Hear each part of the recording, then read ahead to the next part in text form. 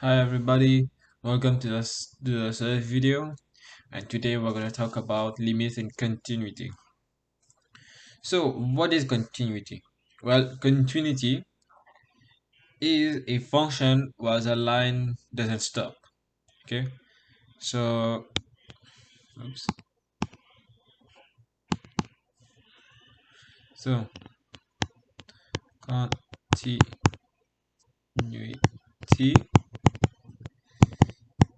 is a function where the curve oops the curve or line, whatever you call it. I'm gonna call it a curve. I'm just gonna reset it.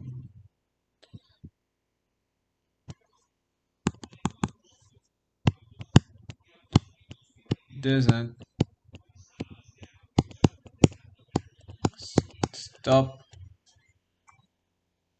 So what I mean by that? Well, you see in this example, you see a line and a curve down.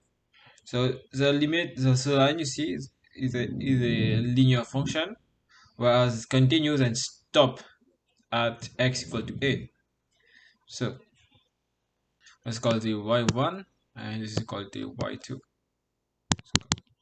Let's, let's draw this a bit more cleaner. This is y1, this is y2.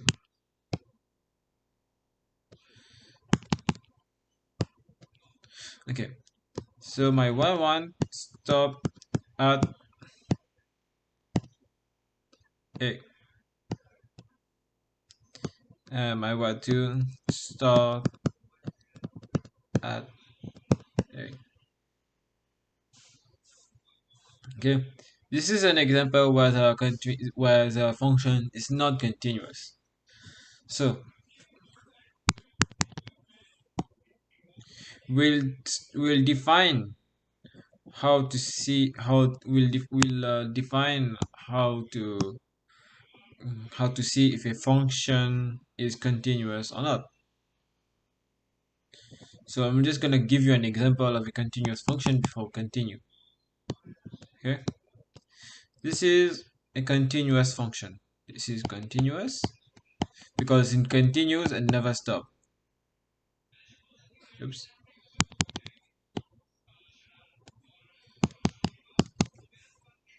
Continuous. It's continuous and doesn't stop. Oops, just gonna. This is how we write continuous. It's continuous. And let's draw another one.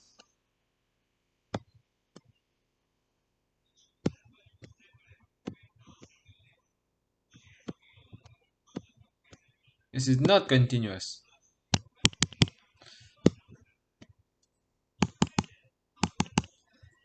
So we're gonna write not continuous here. This is not continuous here as well. So you get the gist. So basically, if where a function is continuous is where the line doesn't have a start or doesn't have a stop. So the domain of a continuous function should be like this.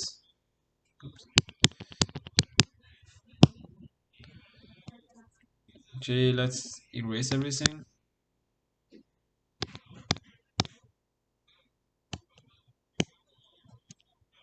Oops, didn't mean to do that.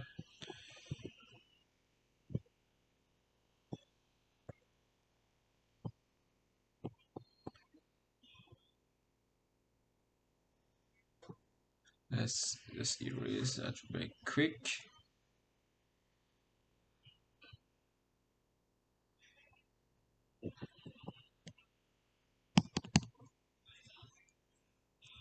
All right. So we'll define how to find if a function is continuous. So just gonna write here free condition to verify if a function f of x is continuous.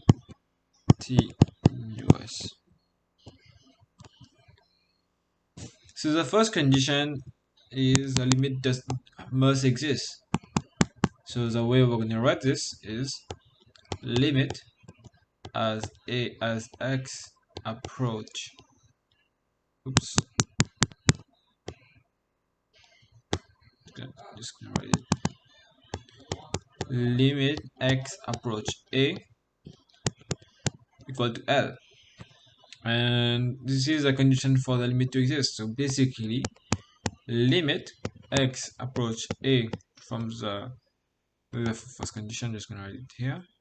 Limit x approach a from the left should be equal to L, and limit from the right should be equal to L as well.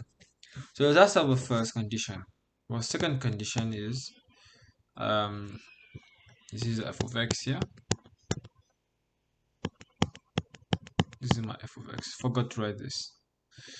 And f of x here as well. So my limit as x approach a for my f of x, it should be equal to f of x.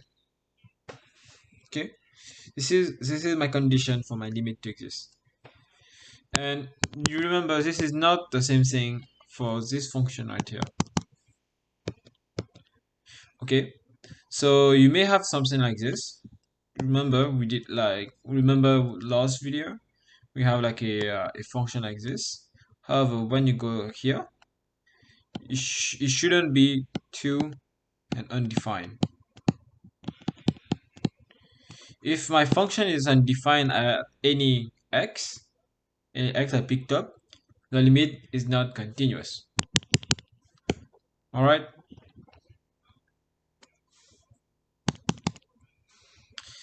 So this is one of my conditions for my limit to exist. My third condition is f of a must exist, of course. If there's no f of a, the limit doesn't exist. Okay, so those are my three conditions. I'm gonna show you a graphic how this is supposed to be. So let's erase all of this. See.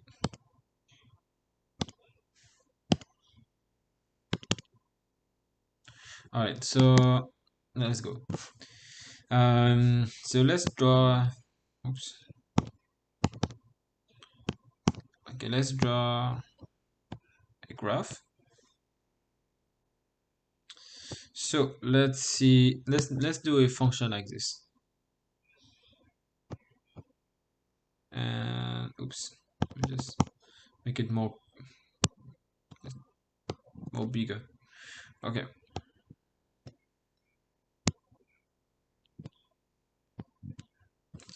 Okay, this is my function, and I must look if the limit if the I must give a condition. I must prove why the function my f of x is not continuous. Well, let's do the first condition if the limit exists. As you can see, the both of the line here are not going to the same place. So if I'm going to prove this, I'm going to prove it like this: as x approach 0 from the left for my f of x, I can see that it's going to minus infinity. As for the limit x approach 0 from the right, my f of x is plus infinity. Oops. Just gonna make it a bit more cleaner.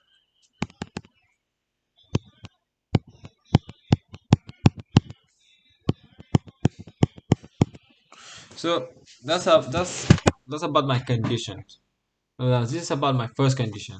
So we prove that the function is not continuous because it's not satisfying the first condition. So limit doesn't exist, so it's not continuous. Not continuous because limit doesn't exist. How about we do another one? This time for the second condition. Or let's do the third condition first. Let's do the third condition. So I have a function right here. Let's say it's a parabola. Just gonna take my eraser right here.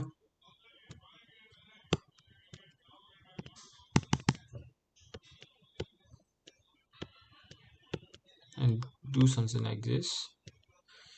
And this is 3. This is at 1, let's say. So let's see. Does this function satisfy my condition for continuity? So let's see. If I look at this, if I look at my first condition, limit x approach 1 from the left is for my function f of x, and my limit x approach 1 from the right for my function f of x is gonna equal the same thing. It's gonna equal to 3, right? Because I mean normally it's equal to, it's not supposed to be equal to 3, but you're gonna see later why. You see that when x approach from the left and x approach from the right, it's gonna equal the same function. It's gonna equal to the same number here. Let's suppose this is 2. Okay. So my first condition is satisfied because when my x is approaching from both sides, it's coming to the same number 2. Okay. So let's see let's go straight to the third condition. Does my does my limit does my f of a exist? Let's see. So f of 1 is not equal to 2, whereas f of 1 is supposed to equal to 2, but my function say when I plug in 1 here, because there's like an empty cell, like empty 0 here, it's not it's instead of being 2, it's 3. Okay, so when I plug in 1, it doesn't give me 2, it gives me 3.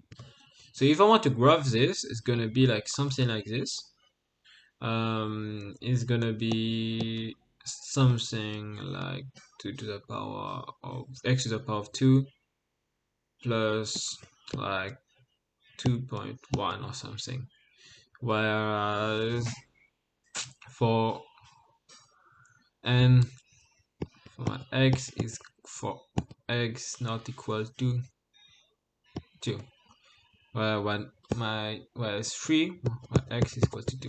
So this is my function right here. This is how you can imagine it. So what did I just write here? Let's erase this. I'll just say this is my parabola. Okay, I'll put like a random number, but this is my parabola. Um, the parabola is fine everywhere. The parabola is everywhere except where x is not equal to 2. So when x is equal to 2, it's equal to 3. My f of x is equal to 3 when my x is equal to 2. This is how I'm describing my function right here. So because f of a is not equal to 2, my limit, there's no continuity. So the function is not continuous.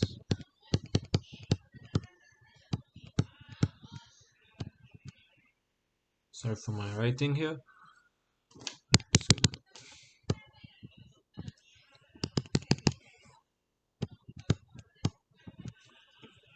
And this is my third condition.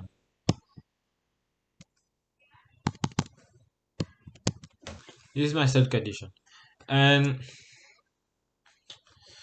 so, actually, this is so. Sorry. This is my second condition. Excuse me. This is my second condition. This is my second condition. So, this is basically this condition. If you guys remember, f of x must equal to f of a, but this is not the case here. So because my f of x is not equal to my f of a, my function is not continuous. And if I would just remove this,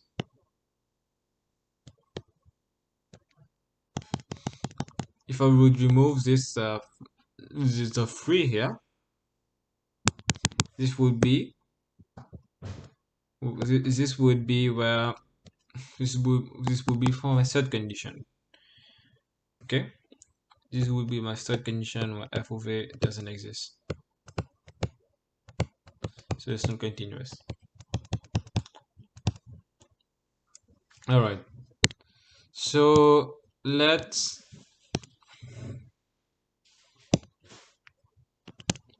do another one. So this time I'm gonna write a question, and you guys try to do it. Try to do the question by yourself, and we'll see if you got the right answer. So let's do. So the question here is f of x equal to k to the power of 2 plus 3x plus 1 if x is smaller or equal to 2 and k x plus x to the plus x cubic minus 3 if x is bigger than 2. And my question is find k find k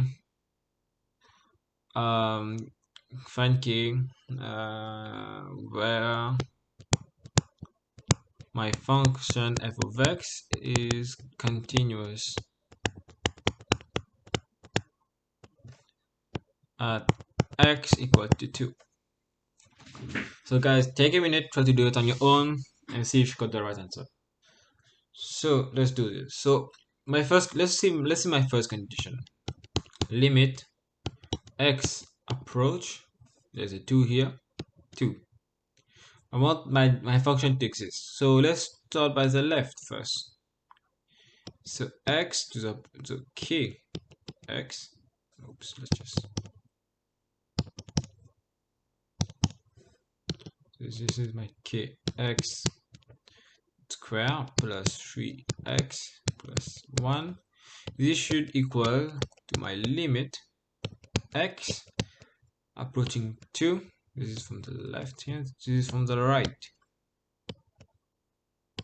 Okay, so this is going to be kx plus x cubic minus 3.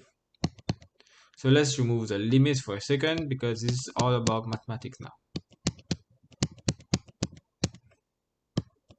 And as you can see, there's no simplification needed for this one. We just need to, there's no factorization or rationalization needed for this one. This is a simple cubic and parabola equation. So let's try to do this one. So this is what x equal to 2. So this is going to be like 4k plus 6 plus 1. So this is going to be 2k plus 8 minus 3. Let's do this quickly. So I put my 2k to the other side. This is going to be 2k. Here, this is going to be 7. This is going to be 5.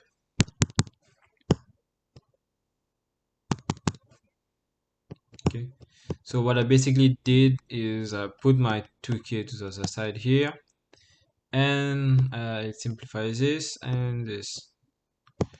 So let's try to isolate my k here. It's going to be minus 2, and my k is equal to 1, minus 1, excuse me. So this is the answer for my k equal to minus 1. And if you look at, if you try to visualize it, it's gonna give something like this. Oops. Something like this. And it's supposed to be like this. Okay?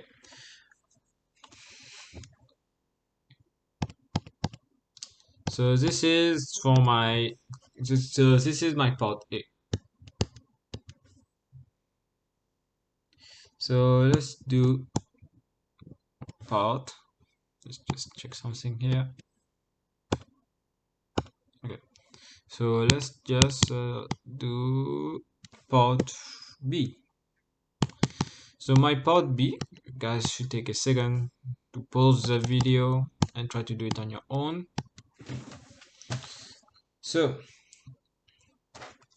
let's do another question for my part B. Give me a second here. I'm gonna write another question right away. So let's do it. So I have my f of x equal to x to the power of 2 minus 4 divided by x to the power of 2 minus 2x if x isn't equal to 2, and 3 if this is like the first part, and if x equal to 2. Alright, so we want to see if it's continuous and or discontinuous. So okay, so let's start by my first condition, my limit. So let's do my limit first. So limit x approach to 2. Alright, so let's try to do this. For x like this.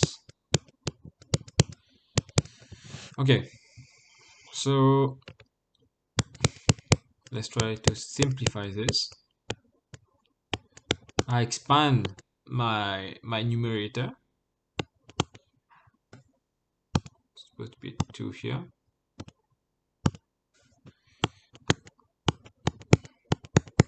Remember this. You guys are not supposed to forget about this, but I write it here anyway. CP. Okay, I'm basically expanding this. So now I'm gonna factorize my denominator. As you can see, I can cancel out this and this. So we get limit x approach to 2 for my x plus 2. And if you just check it, limit x approach to 2 from the left is gonna equal to 4, and limit approach to 2 from the right is gonna equal to 4 as well. Okay, this is for my function. Now so my first condition is satisfied. How about my second condition? Well, let's see. F of x, when f is equal to 2, here my is going to equal to 3. Now what does that tell us about my second condition? My second condition is basically saying that f of x is not equal to f of a, because f of 2 is supposed to equal 4, not 3. So I'm just gonna say, so this is not the case. Okay, this is the case. So my limits, my function is discontinuous. So f of x is discontinuous because f of x is not equal to f of v,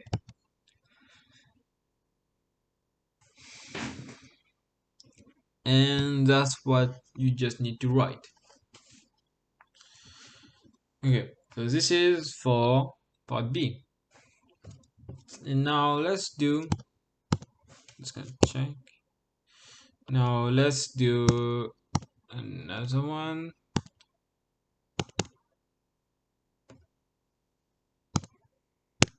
Oops. Just gonna erase all of these.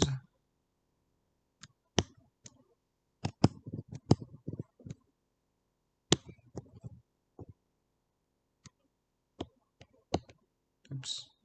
Sorry about that.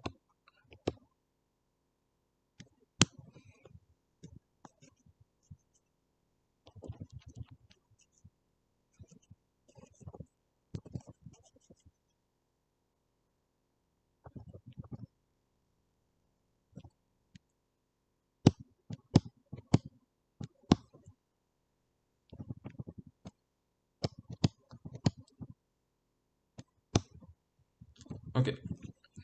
So I'm just gonna erase this and this. Erase all of those.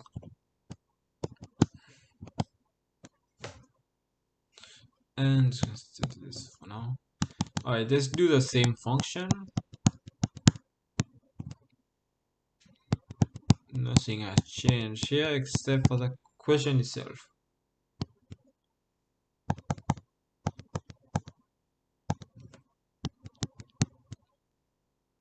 Okay, minus 2x if x not equal to 2 and 3, oops, it's a weird 3, and 3 if x is equal to 2. So now let's see if the function is continuous or discontinuous at my interval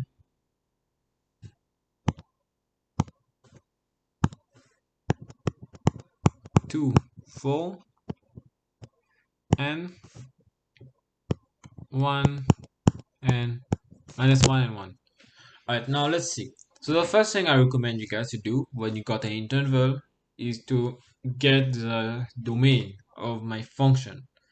So this is something that once you manage to do that, it's going to be very easy for you guys to deal with those type of question. Alright, now let's see.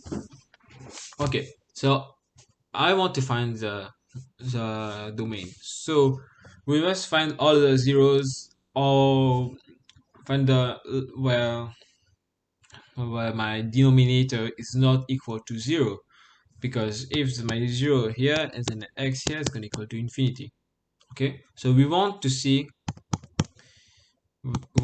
when my denominator is equal to 0. So my x to the power of 2 minus x minus 2x is not supposed to be equal to 0 here. Okay, so I have like this, 2x, and here you will see that I've got 2, but we already deal with 2. Remember when we did the limit, and the limit did exist. Remember when x approached to 2, we did the limit for the same function, and the limit did exist. So this has no problem. Okay, so another thing is x is equal to 0, because if you put 0 here, 0 here is, you're gonna get 0 in my denominator.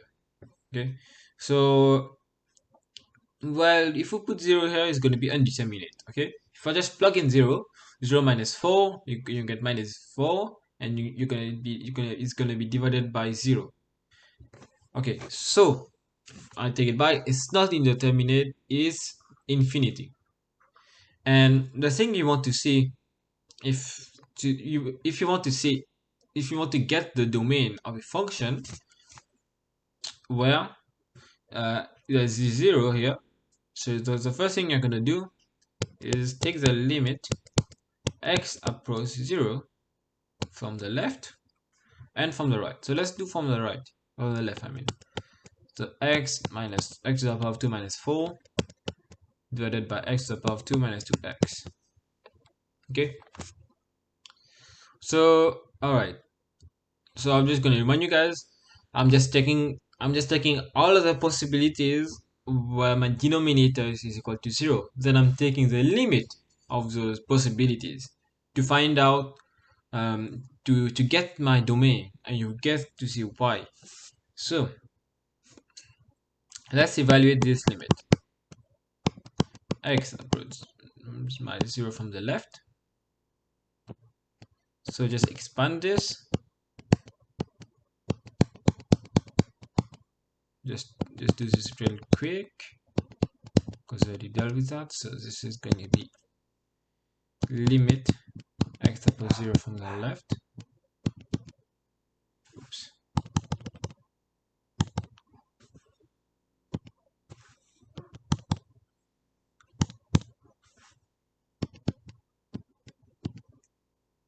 Actually,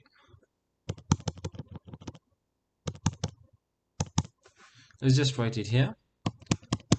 Limit approach 0 from the left from my function x plus 2 divided by x.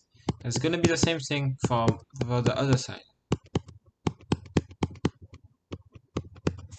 Alright, so now how we're going to do this? Just imagine my function. Just imagine my function right here.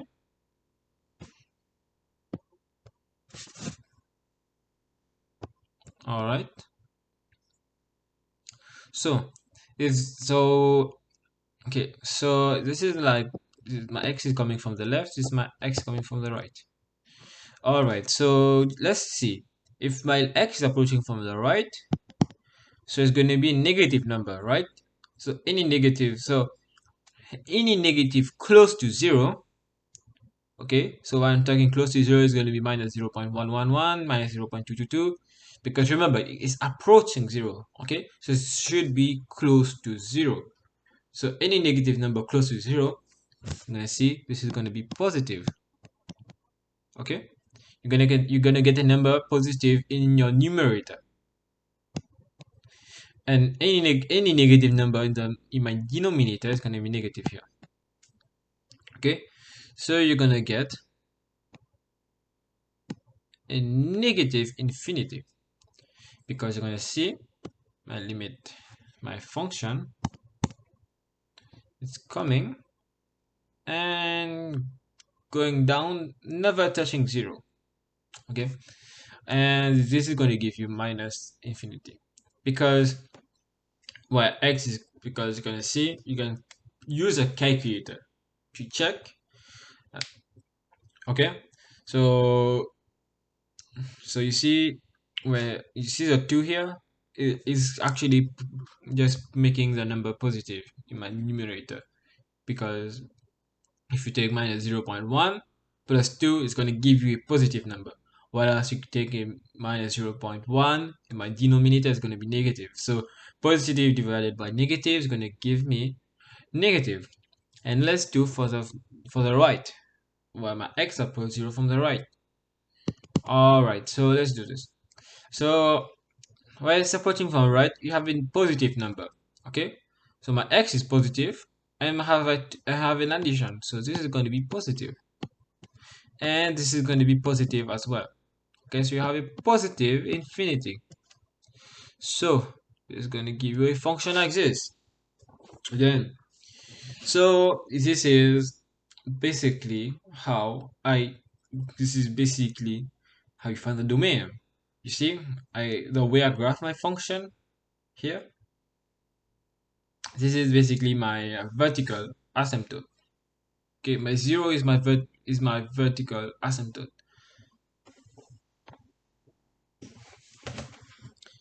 Okay, so we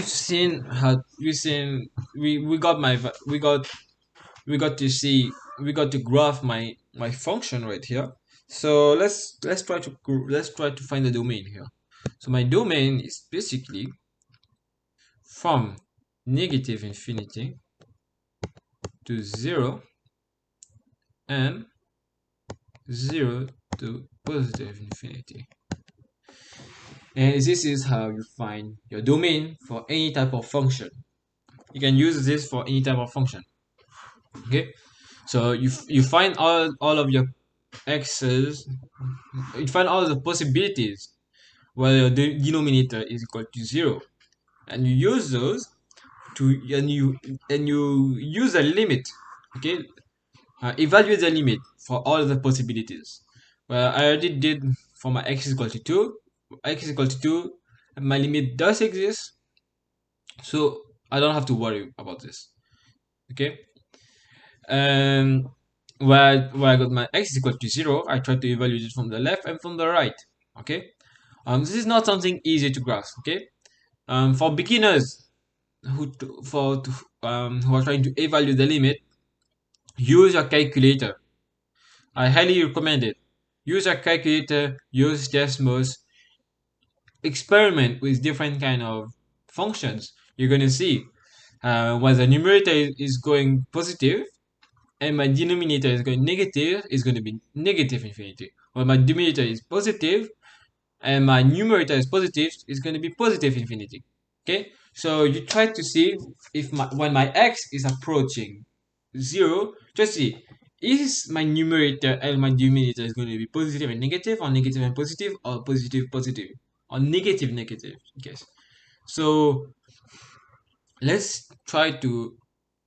So you should. So this is how we deal with this type of question if you want to find the domain. So now let's see. Does does my interval, is my interval continuous or discontinuous? Okay, so let's see. To to my minus 4 here. Let's see. Well, let's see. Where's my 2? My 2. Excuse me. No, this is not minus 4 here. That's kind of my bad.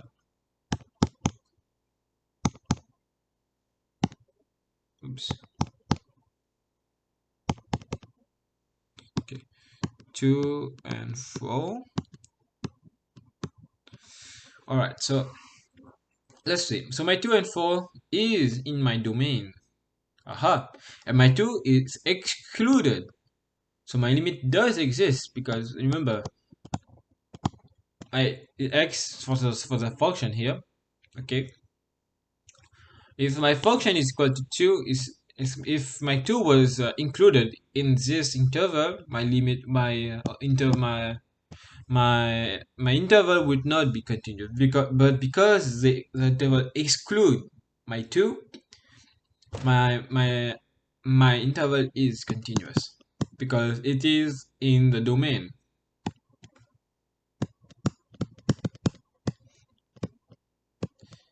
Because it is in the domain. So how about minus 1 and 1?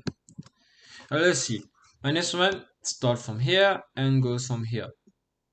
So as you can see, my my 0 is blocking it. So if my 0 is included, then it's not continuous. Is not is this continuous because 0 is included